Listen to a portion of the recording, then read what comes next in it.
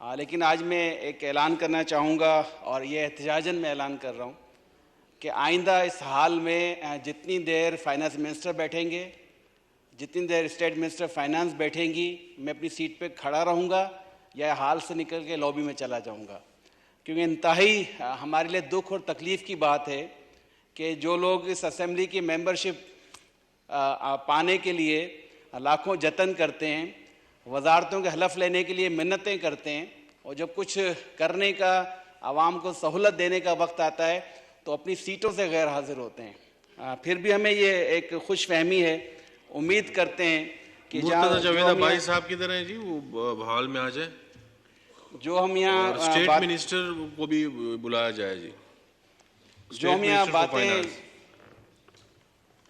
हम यहाँ बातें करेंगे वो इंशाल्लाह कहीं नोट भी होंगी। वक्त सिर्फ हुक्मरान बदल रहे हैं। हमारी ख्वाहिश और कोशिश है कि हमारी बातों से आवाम की तकदीर भी बदले। हम सब ने कोशिश और काविशें की हैं कि सिर्फ चेहरे ना बदलें, इस निज़ाम को बदलें, आवाम की हालात को बदलें, पाकिस्तान को तरक्की की राह पर लेके जाएं।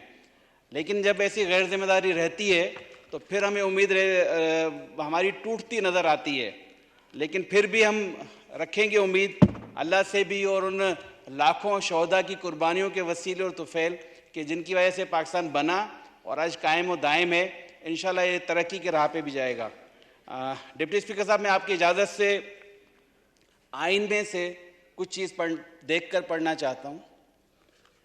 इजाज़त है जी, पढ़ें। अच्छा, आइन का प्रिम्बल कहता है, इतनी मोटी ये किताब जिसमें हमें बहुत सारे हकूक़ दिए गए हैं, उसका एक प्रिम्बल कहता है कि वेरेन shall be guaranteed fundamental rights including quality of status of opportunity and before law, social, economic and political justice, and freedom of thoughts, expressions, belief, faith, worship and association subject to law and public morality। और इसके जवाब में यानी कि हमें आइन जो सियासी, माशी, माशरती हकूक़ देता है, बुनियादी इंसानी हकूक़ की गारंटी देता है। मैं तवज्जो चाहूँगा स्पीकर साहब, डिप्टी स्पीकर साहब तवज्जो चाहूँगा, जो आइन हमें इतनी सारी गारंटी देता है हमारी हिफाजत की, हमारे बुनियादी हकूक़ की, और वो हमसे क्या चाहता है? हमसे सिर्फ वो एक चीज़ चाहता है जो कि इसी आइन में लिखी हुई है, और वो लिखा हुआ है, loyalty of the states is the basic duty of every citizen. हर शहरी का बुनियादी फर्ज सिर्फ एक है कि इस मुल्क के साथ वफादार रहे, खैर ख्वाह रहे, इस मुल्क के लिए हर कुर्बानी देने का अज़म रखता हो। और अल्हम्दुलिल्लाह, अल्हम्दुलिल्लाह सुम्मा अल्हम्दुलिल्लाह कि हमारा जो पाकिस्तान की आवाम है वो हमेशा कुर्बानी देती आई है। उसने हमेशा पाकिस्तान को बचाने के लिए, पाकिस्तान को बनाने के लिए बेइंतहा कुर्बानियाँ दी। और जैसे कि मेरे भाई इससे पहले तकरीर कर रहे थे, फाजिल दोस्त खुर्शीद जुनेजो साहब, जिस तरह का उन्होंने वाक़या बताया बिल्कुल इसी तरह हुआ।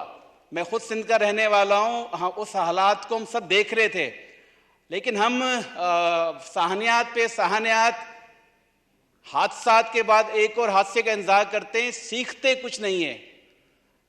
कायद आज़म मोहम्मद अली जिन्ना रहमतुल्लाह अलैह की वफ़ात का चाहे साहनिया हो कि जो तारीख बता रही हो, तारीख छुपी नहीं रहती। 76 साल तो इस मुल्क की तारीख है, ज़्यादा पुरानी भी नहीं। इस 76 सालों में हम ये नहीं डिसाइड कर पाए कि कायद आज़म रहमतुल्लाह अलैह की एम्बुलेंस क्यों एन वक्त पे माड़ीपुर कराची के रोड पे ख़राब हो गई। उसको हम लेके चलते रहे। क्यों 1954 में खान शहीद मिल्लत लियाकत अली खान को शहीद कर दिया गया? क्यों और सियासी जोमा को किसी को फांसी चढ़ाया गया, किसी को धमाकों में हयात मोहम्मद खान शेरपाव का मुझे वाक़या याद है किस तरह उनको शहीद किया गया। उसके बाद बेनज़ीर साहबा का वाक़या तो हम सबकी नज़रों में ताज़ा है कि उस वक्त वाकई में अगर क़यादत बालिग नज़री का सबूत नहीं देती तो सिंध में जो हमने हालात देखे थे, जिस तरह बलवाइयों ने, मैं उनको गमज़दा लोग नहीं कहूँगा, गमगुसार नहीं कहूँगा, क्यों गमज़दा गमगुसार लोग तो अपनी शहादत के बाद तदफीन में, नमाज जनाजा में, सोग में थे। वो कौन बलवाई थे जिन्होंने चुन चुन कर निशानदेही करके शहरों में खासतौर पे पूरे सिंध में आग लगाई, पब्लिक प्रॉपर्टी को भी, गवर्नमेंट के इदारों के भी। और हमने उससे सबक नहीं सीखा और फिर हमने देखा कि 9 मई के वाकयात हुए, ये इसी वजह से हो रहे हैं कि किसी को सजा नहीं मिलती। ये आइन जहां आपको बुनियादी इंसानी हकूक देता है तो वहां ये आपके ऊपर ये जिम्मेदारी आयद करता है कि रियासत के वफादार रहें, और ये हम सबकी जिम्मेदारी है। और अब क्योंकि हमारी स्टेट मिनिस्टर साहिबा आ गई हैं, मैं एक शेर नज़र करूंगा, चाहूंगा कि ये शेर डार साहब तक पहुंचा दिया जाए, जो कि अवाम की मतलब दिल की बात है कि ना सवाल विसल ना अर्ज गम, ना सवाल विसल ना अर्ज गम, ना हिकायतें ना शिकायतें। डार साहब तेरे अहद में दिले जार के सभी इख्तियार चले गए। फैज़ अहमद फैज़ का शेर है कि अब अवाम तो कोई इख्तियार ही नहीं रखती, हम इत्तेहादी हैं उनके।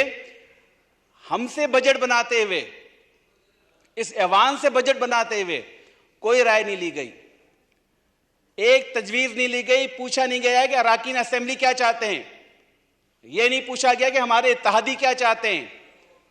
हुकूमत मुश्किलात का शिकार है, हमें किस तरह इससे निकलना है।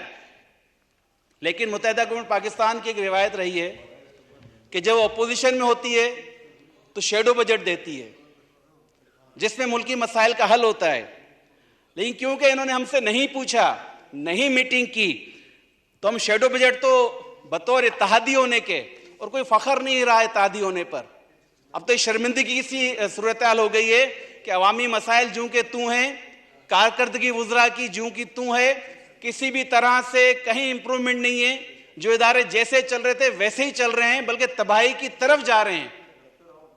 उसके बावजूद अगर हम इत्तेहादी है तो ये शर्मिंदगी की बात है। इत्तेहाद सिर्फ इस बात पे कायम है कि हम कोई अनारकी नहीं चाहते, हम कोई ऐसा काम नहीं करना चाहते कि जिससे मुल्क को नुकसान हो। और शायद ये मुल्क की मोहब्बत ही हमें ये सब कुर्बानियां दिलवा रही है, कुर्बानियां देते आएंगे, लेकिन कब तक।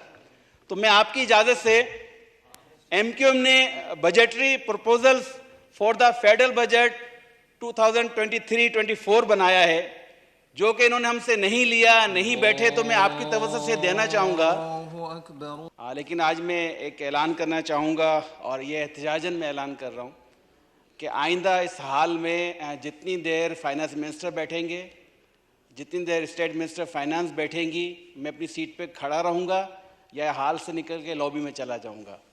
क्योंकि इंतहाई हमारे लिए दुख और तकलीफ़ की बात है कि जो लोग इस असेंबली की मेंबरशिप पाने के लिए लाखों जतन करते हैं, वजारतों के हलफ लेने के लिए मिन्नतें करते हैं, और जब कुछ करने का, आवाम को सहूलत देने का वक्त आता है तो अपनी सीटों से गैर हाजिर होते हैं। फिर भी हमें ये एक खुश फहमी है, उम्मीद करते हैं कि मुर्तज़ा जावेद भाई साहब की तरह जी वो हाल